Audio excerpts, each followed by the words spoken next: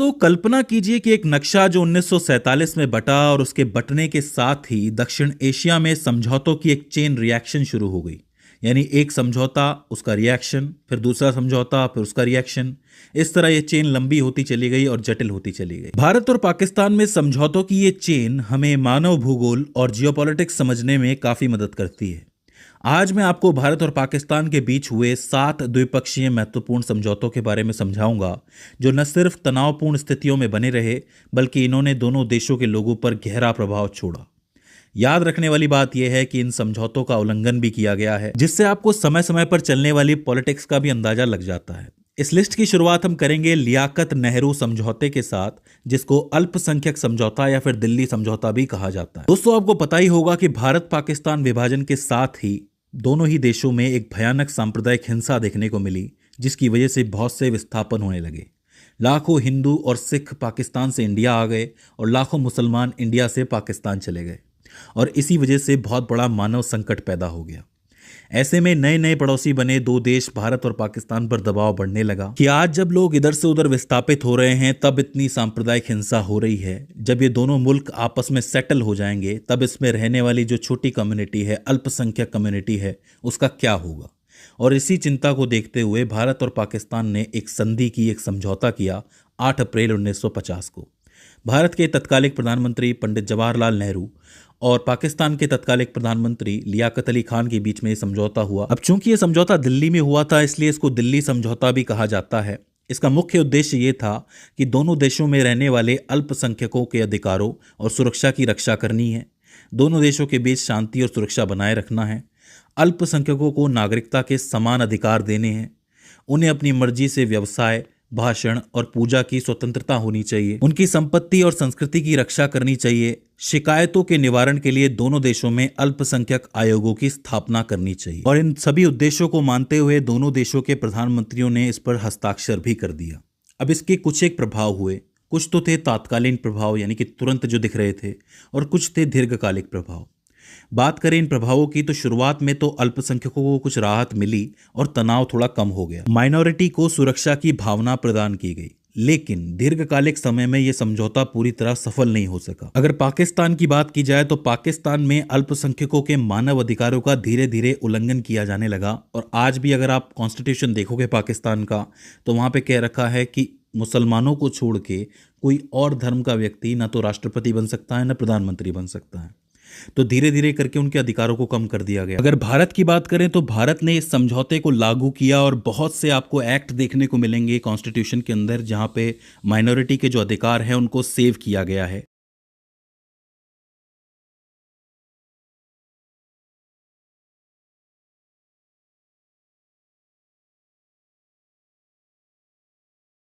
हालांकि समय समय पर कुछ ऐसी सिचुएशंस जरूर आई हैं जब थोड़ा स्ट्रेस, थोड़ा तनाव पैदा हुआ है, लेकिन इतना नहीं हुआ है कि भारत की अखंडता पे सवाल खड़ा हो जाए।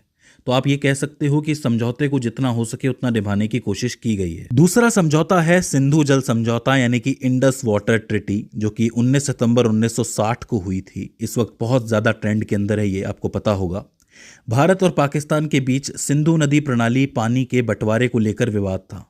शुरुआत में 1947-48 के टाइम पे बहुत सी अस्थायी व्यवस्थाएं बनाई गई थी, लेकिन इसका कोई स्थायी समाधान मौजूद नहीं था। लेकिन स्थायी समाधान आया विश्व बैंक की मध्यस्थता से, यानी कि 1960 में। तत्कालिक प्रधानमंत्री जवाहरलाल नेहरू और पाकिस्तानी राष्ट्रपति मोहम्मद अयूब खान के बीच में यह संधि हुई थी। इसका मुख्य उद्देश्य ये था कि सिंधु नदी प्रणाली के जल का उपयोग किस तरीके से किया जाए कि दोनों देशों को पानी मिल जाए। इसमें भारत को 3 नदियां मिली थी, जो कि पूर्वी नदियां थी, रावी, ब्यास और सतलज।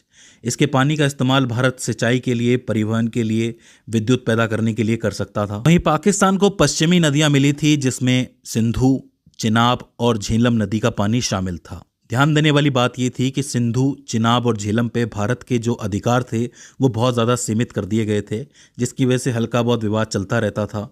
जैसे भारत कोई डैम बनाना चाहे तो पाकिस्तान उस पर सवाल खड़ा कर देता था। अगर आप इसको पूरी तरीके से समझना चाहते हैं तो ये वीडियो ज़रूर देखिएगा। इसमें मैंने ठीक से समझाया है कि पाकिस्तान का पॉइंट एग्जैक्टली क्या है। इस संधि के साथ ही PIC यानी कि परमानेंट इंडस कमीशन की जो है स्थापना कर दी गई थी। इसको आप स्थायी सिंधु आयोग भी कह सकते हो। ये जो आयोग है संचार करता था, विवाद समाधान करता था। अब इस संधि के भी तात्कालीन और दीर्घकालिक प्रभाव थे। जो तात्कालीन प्रभाव थे उसमें से एक तो ये था कि जल बंटवारे का विवाद जो है वो हल हो गया था। महत्वपूर्ण संसाधन पर संभावित संघर्ष को रोक दिया गया था कि संघर्ष हो सकता है, युद्ध हो सकता है, तो उसको रोक दिया गया था। दोनों देशों में जल विद्युत बनने लगी थी, सिंचाई होने लगी थी, तो धीरे धीरे विकास भी होने लगा था। इसे सफल अंतर्राष्ट्रीय जल संधियों में से एक माना जाता है, जो कि 3 युद्ध होने के बाद भी टिक गई। लेकिन आज की वर्तमान स्थिति, जैसा कि आपको पता है कि पहलगांव हमले के बाद भारत ने इस संधि को सस्पेंड कर दिया है, निलंबित कर दिया है। अब बहुत सारे लोग ये कह रहे हैं कि निलंबित करने का मतलब क्या है, कि क्या भारत पानी रोक लेगा। तो मैं आपको बताऊं कि पानी रोकने के लिए तो वैसे तो व्यवस्था की ज़रूरत पड़ती है, लेकिन यहाँ पे मेनली पीआईसी को बंद कर दिया गया है। पीआईसी का मतलब क्या है? परमानेंट इंडस कमीशन को बंद कर दिया गया है। पहले क्या होता था कि दोनों देशों के कुछ एक अधिकारी आपस में मिलते थे साल में एक बार, और सारी इन्फॉर्मेशन एक दूसरे से शेयर करते थे कि भाई ये प्रोजेक्ट बनने वाला है, हम ये करने वाले हैं। अब होगा ये कि कोई भी इन्फॉर्मेशन एक दूसरे को नहीं दी जाएगी।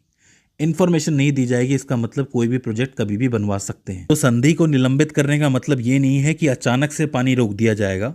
इसको निलंबित करने का मतलब ये है कि आपको इन्फॉर्मेशन नहीं दी जाएगी कि हम अब क्या करने वाले हैं इस नदी के ऊपर, कैसा बांध बनाएंगे, कितना पानी स्टोर करेंगे, ये चीज़ की जानकारी अब पाकिस्तान को नहीं दी जाएगी। इसका एक दूरगामी प्रभाव ये हो सकता है कि पाकिस्तान के पानी का बहाव थोड़ा कम हो जाए आगे जाके।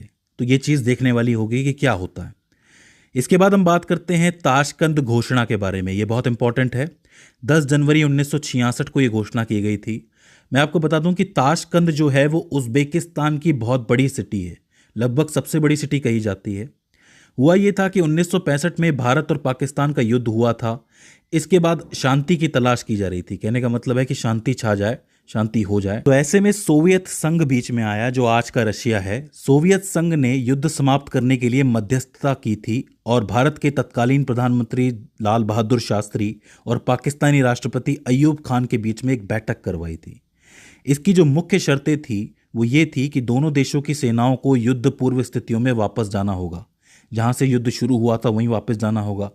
एक दूसरे के आंतरिक मामलों में हस्तक्षेप नहीं करना है। जो भी राजनयिक संबंध हैं उनकी बहाली करनी पड़ेगी जो सस्पेंड हो गए हैं। इसके अलावा भारत और पाकिस्तान के बीच आर्थिक और व्यापारिक संबंधों, संचार और सांस्कृतिक आदान प्रदान को बढ़ावा देना होगा। साथ ही जो युद्ध बंदी हैं उनको वापस छोड़ना पड़ेगा, फ्री करना पड़ेगा। और जो शरणार्थी और अप्रवासी लोग यहाँ आ गए हैं उनकी समस्याओं से संबंधित प्रश्नों पर चर्चा जारी रखनी होगी। तो ये वो मुख्य शर्तें थी जो इस घोषणा के तहत की गई थी। बेसिकली ये घोषणा इसीलिए हुई थी कि भाई अब जो है युद्ध शांत हो गया है और ये दोनों सामान्य स्थिति में आ गए हैं। 10 जनवरी को इसके ऊपर हस्ताक्षर किए गए थे और इस घोषणा पर 25 फरवरी 1966 तक अमल किया जाना था। तो दोनों डेट्स आपको याद रखनी है। साइन कब हुआ? 10 जनवरी 1966 को। और अमल कब तक करना था? 25 फरवरी 1966 तक। अब इस संधि के भी तात्कालीन और दीर्घकालिक प्रभाव हुए थे, लेकिन इसमें सबसे महत्वपूर्ण घटना ये थी कि इस घोषणा पत्र पर हस्ताक्षर करने के एक दिन बाद ताशकंद में भारतीय प्रधानमंत्री लाल बहादुर शास्त्री की मृत्यु हो जाती है और ये चीज इस संधि पे एक बड़ा सवाल पैदा कर देती है। तो याद रखना ये बहुत इंपॉर्टेंट हो जाता है। शुरुआत में अस्थायी रूप से तो शांति हुई थी इस संधि की वजह से, लेकिन जैसे जैसे इन्वेस्टिगेशन आगे बढ़ी प्रधानमंत्री लाल बहादुर शास्त्री की मृत्यु की, तो धीरे धीरे असंतोष बढ़ने लगा था। याद रखना इस संधि का असर पाकिस्तान पे भी हुआ। पाकिस्तान में एक संकट पैदा हो गया, यहाँ पर राजनीतिक परिवर्तन हो गया। जुल्फिकार अली भुट्टो का उदय हो गया और अयूब खान का पतन हो गया। इसके अलावा और भी प्रॉब्लम्स थी जो पाकिस्तान फेस कर रहा था। तो एक चीज़ आपको देखने को मिलती है कि एक अंतर्राष्ट्रीय समझौता घरेलू राजनीतिक परिणाम कैसे चेंज कर सकता है। तो इस चीज़ को आपको याद रखना। तो आप ये कह सकते हो कि ये जो घोषणा थी बस युद्ध को समाप्त करने की थी, लेकिन इसने नई प्रॉब्लम्स भी क्रिएट कर दी थी। इसके बाद आते हैं हम शिमला समझौते के ऊपर। इस वक्त ये भी बहुत ज़्यादा ट्रेंड के अंदर है, क्योंकि आपको पता होगा कि पाकिस्तान ने अपनी तरफ से इसको स्थगित कर दिया है। ये जो समझौता था ये 2 जुलाई 1972 को हुआ था। 1971 में एक निर्णायक जीत के बाद भारत ने इस पर हस्ताक्षर किए थे, लेकिन ऐसा माना जाता है कि ये जो समझौता था वो भारत के लिए थोड़ा घाटे का सौदा रहा था, क्योंकि ये समझौता जो था वो इंदिरा गांधी और जुल्फिकार अली भुट्टो के बीच में हुआ था, जिसमें एक मेन शर्त ये थी कि सारी सेनाएं अपनी एलओसी पर वापस लौट जाएंगी। हुआ ये था कि इस युद्ध के बाद भारत के पास पीओके समेत आगे के हिस्से का काफ़ी बड़ा हिस्सा आ गया था, लेकिन इस संधि के तहत इंदिरा गांधी ने कुछ एक इम्पॉर्टेंट पॉइंट्स ले लिए एलओसी के ऊपर और बाकी हिस्सा पाकिस्तान को वापस कर दिया था। यही कारण था कि इंदिरा गांधी को बहुत ज़्यादा आलोचना झेलनी पड़ी थी। हालांकि इंदिरा गांधी ने इस मामले को द्विपक्षीय बनाने की कोशिश की थी, यानी इंटरनल बनाने की कोशिश की थी कि कोई तीसरा पक्ष इसके अंदर दखल ना दे। लेकिन आपको पता है कि पाकिस्तान तो पाकिस्तान है, वो हर बार अंतर्राष्ट्रीय मंचों पर जाके कश्मीर की बात करना शुरू कर देता है। तो इस तरीके से वो बार बार शिमला समझौता तोड़ता आया है। मैं आपको एक एडवाइस दूंगा कि अगर आपको ठीक से शिमला समझौता समझना है ना, तो आप जाके ये वीडियो ज़रूर देखिएगा, क्योंकि इस वीडियो में मैंने बहुत अच्छी तरह समझाया है पॉइंट बाय पॉइंट कि किस तरह ये समझौता हुआ। याद रखना, इस समझौते में इंदिरा गांधी ने पीओके समेत आगे की लगभग 13 से 15,000 वर्ग किलोमीटर की ज़मीन जो है वो पाकिस्तान को वापस कर दी थी, और साथ ही जो कुछ एक स्ट्रेटेजिक पॉइंट है एलओसी के ऊपर वो ले लिए थे। इसके अलावा इस समझौते के अंदर संचार, यात्रा सुविधाएं, व्यापार और सांस्कृतिक आदान प्रदान की बहाली हुई थी, मतलब दोबारा ये चीज़ें शुरू हुई थी। जुल्फ़िकार अली भुट्टो जो थे वो मेनली ये सोच के आए थे कि मुझे कैसे भी करके कश्मीर का मुद्दा जो है वो बनाए रखना है, अपने 93,000 सैनिक वापस लेने हैं और ज़मीन वापस लेनी है। इसमें एक चीज़ ध्यान देने वाली थी कि दोनों देशों ने ये वादा किया था कि जो एलओसी है उसमें कोई भी एक तरफा चेंज नहीं करेगा, ना भारत चेंज करेगा ना पाकिस्तान चेंज करेगा। लेकिन पाकिस्तान तो पाकिस्तान है, 1984 का सियाचिन हो गया या 1999 का करगिल हो गया, हमेशा एलओसी को बदलने की कोशिश पाकिस्तान ने की है। इस तरह खुद ही शिमला समझौते को वो तोड़ता आया है। हाल ही में इस समझौते को उन्होंने रद्द कर दिया है, तो ये आपको याद रखना। इसके बाद आता है परमाणु प्रतिष्ठानों पर हमला न करने का समझौता। जी हाँ, ये भी एक समझौता था जो 31 दिसंबर 1988 को हुआ था। इस्लामाबाद में भारत के तत्कालीन प्रधानमंत्री राजीव गांधी और पाकिस्तान की तत्कालीन प्रधानमंत्री बेनजीर भुट्टो के बीच में ये समझौता हुआ था। ये समझौता दोनों ही देशों के समर्थन के बाद 1 जनवरी 1991 को लागू हुआ था। अब इसके कुछ मुख्य प्रावधान थे। ये था कि प्रत्येक देश दूसरे देश में किसी भी परमाणु स्थापना या सुविधा पर हमला न करने या क्षति पहुंचाने से परहेज करेगा। यहाँ पे परमाणु स्थापना या सुविधा का मतलब होता है बिजली या अनुसंधान रिएक्टर। आपको पता है कि परमाणु ऊर्जा से बिजली भी बनने लगी थी भारत के अंदर। इसके अलावा ईंधन निर्माण हो जाता है, संवर्धन हो जाता है या भंडारण सुविधाएं हो जाती हैं। इन पर हमला न करने का समझौता था ये भाई ऐसी जगह होती हैं, आपको पता है देश के अंदर, आप इन पर हमला नहीं करेंगे, इनको क्षति नहीं पहुंचाएंगे। दोनों ही देशों ने यह वादा किया था। इसमें एक प्रमुख प्रावधान ये था कि प्रत्येक वर्ष की 1 जनवरी को दोनों देश अपने परमाणु प्रतिष्ठानों और सुविधाओं के अक्षांश और देशांतर विवरण को देंगे। कहने का अर्थ यह है कि दोनों ये बताएंगे कि भाई दोनों ने कहां कहां परमाणु सुविधाएं शुरू की। अब ये बात थोड़ी सी हजम नहीं होती है कि कोई देश अपनी परमाणु सुविधाओं के बारे में दूसरे को बता रहा है, लेकिन ये जरूरी भी है। मान लो कि एक देश दूसरे देश पर हमला करना चाह रहा है, लेकिन उसने वादा कर रखा है कि वो परमाणु सुविधाओं जैसे जहाँ से बिजली बनती है ऐसी जगहों को टारगेट नहीं करेगा, तो उसको कम से कम पता तो होना चाहिए कि वो कहाँ है। अगर वो कोई बम छोड़ता है, कोई मिसाइल छोड़ता है, तो वो चीज़ वहाँ नहीं जानी चाहिए। तो ये चीज़ इस संधि के अंदर तय हुई थी। अब इसके भी बहुत से तत्कालीन और दीर्घकालिक प्रभाव हुए थे। इसमें सबसे पहले तो एक डर खत्म हुआ कि कोई भी देश एक दूसरे की जो परमाणु सुविधा है उसको टारगेट करेगा, तो ये डर थोड़ा कम हो गया। लेकिन साथ ही साथ कुछ एक प्रॉब्लम्स भी क्रिएट हो गई कि दोनों देशों के पास एक दूसरे का डाटा जाने लगा। तो इसे भी आपको याद रखना है कि दोनों देशों को पता है कि किसकी परमाणु सुविधा कहां पर मौजूद है। अब ऐसे में अगर कोई इमरजेंसी में आकस्मिक हमला करने की सोचे तो यहां पर कोई सुरक्षा नहीं है, क्योंकि दोनों ही देशों को पता है कि दोनों देशों में परमाणु सुविधाएं कहाँ हैं, तो उसको इजीली टारगेट किया जा सकता है। तो इस संधि के कुछ एक ड्रॉबैक भी हैं। हालांकि ये कोशिश तो फिर भी अच्छी ही रही है। तो ये हो जाता है परमाणु सुविधाओं का फैसला या फिर समझौता। इसके बाद आती है लाहौर घोषणा। जी हाँ, जो 21 फरवरी 1999 को की गई थी। लाहौर में भारतीय प्रधानमंत्री अटल बिहारी वाजपेयी और पाकिस्तानी प्रधानमंत्री नवाज शरीफ द्वारा वाजपेयी की पाकिस्तान की ऐतिहासिक बस यात्रा पर हस्ताक्षर किए गए थे। मैं आपको बता दूं कि ये वही साल है 1999 जिससे 1 साल पहले परमाणु परीक्षण हुआ था भारत का। इस वजह से ये डर आ गया था पूरी दुनिया के अंदर कि एशिया में एक परमाणु संघर्ष शुरू हो सकता है, कि हो सकता है कि एक बड़ा संघर्ष हो जाए। तो ऐसे में उसको रोकने के लिए, पॉजिटिव संकेत देने के लिए दोनों देशों ने इस बस यात्रा को शुरू किया था। इसकी जो शुरुआत है वो अटल बिहारी वाजपेयी द्वारा की गई थी, तो इसे आपको याद रखना है। इस समझौते के कुछ एक मुख्य पॉइंट थे जिनको याद रखना है। संयुक्त राष्ट्र चार्टर और शिमला समझौते के प्रति प्रतिबद्धता की पुष्टि हो गई। अब जब एक बस यात्रा शुरू हो रही है, दोनों देशों में बातचीत हो रही है, तो शिमला समझौता मजबूत हो जाता है इस चीज़ से। इसके अलावा संघर्ष और परमाणु हथियारों के प्रसार को रोकने की आवश्यकता पर जोर दिया गया। परमाणु हथियारों का जो इमरजेंसी यूज है, अगर कोई करने की कोशिश करता है तो उसके जोखिम को कम करने का एक तत्काल कदम उठाने का समझौता था। मतलब इस समझौते में भी समझौता था कि हम ऐसा कोई उपयोग नहीं करेंगे जिससे कि बाकियों को भी नुकसान हो। इसके अलावा शांतिपूर्ण साधनों और द्विपक्षीय वार्ता के माध्यम से कश्मीर सहित सभी मुद्दों को हल करने का प्रयास किया जाएगा। एक दूसरे के आंतरिक मामलों में गैर हस्तक्षेप की प्रतिबद्धता की गई कि भाई हम दोनों अगर बात कर रहे हैं तो कोई तीसरा नहीं होना चाहिए।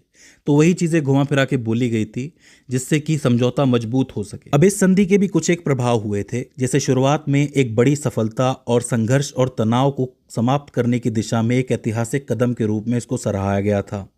आपसी विश्वास का माहौल बनाया गया और परमाणु संघर्ष से बचने की अतिरिक्त जिम्मेदारी आई। यहाँ पर नवाज शरीफ ने ये बात खुद स्वीकार की थी कि पाकिस्तान ने करगिल घुसपैठ के साथ घोषणा पत्र का उल्लंघन किया है, जो शिमला समझौता था उसका उल्लंघन किया है। ये बात पाकिस्तान ने मान ली थी। अब सोचने वाली बात है कि ये घोषणा उस दौर में की गई थी जब करगिल युद्ध हुआ था, उसके बावजूद ये घोषणा हुई और यहाँ पे शांतिपूर्वक एक समाधान निकाला गया था।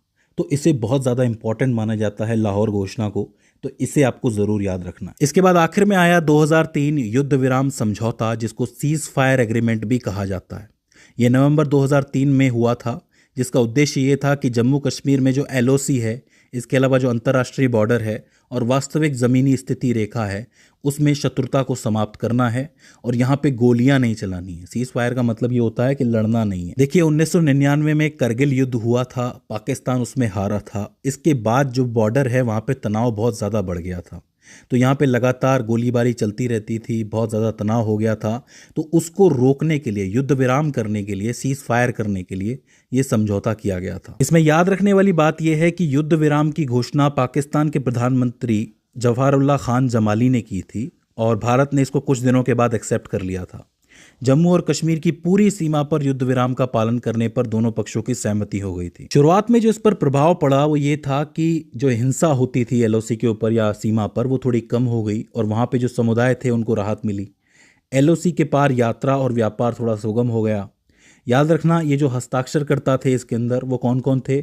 महानिदेशक थे, मतलब सैन्य संचालनों में महानिदेशक थे, DGMO जिसको कहते हैं।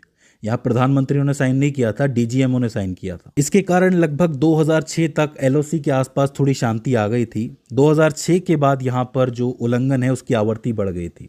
उसके बाद से पाकिस्तान लगातार सीज फायर का उल्लंघन करता रहा है। इसकी वजह से समझौते का प्रभाव काफ़ी कम हो गया है। तो आपको ये याद रखना है कि युद्ध विराम शुरुआत में ठीक था, लेकिन आगे जाके इसका कोई खास फायदा निकला नहीं। तो दोस्तों, ये हो जाते हैं भारत और पाकिस्तान के 7 इंपॉर्टेंट समझौते जो समय समय पर होते रहे हैं, चेन रिएक्शन की तरह होते रहे हैं। तो इन्हें आपको याद रखना है। मुझे उम्मीद है कि एग्ज़ाम्स के लिए आपको काफ़ी मदद मिल गई होगी इस वीडियो से, और आपने इस वीडियो से कुछ ना कुछ नया ज़रूर सीखा होगा। अगर इस वीडियो में आपको कोई क्वेरी आती है, कोई दिक्कत आती है, तो आप हमें कमेंट सेक्शन में बता सकते हैं। तो दोस्तों, आज की इस वीडियो के अंदर बस इतना ही। सी यू इन द नेक्स्ट।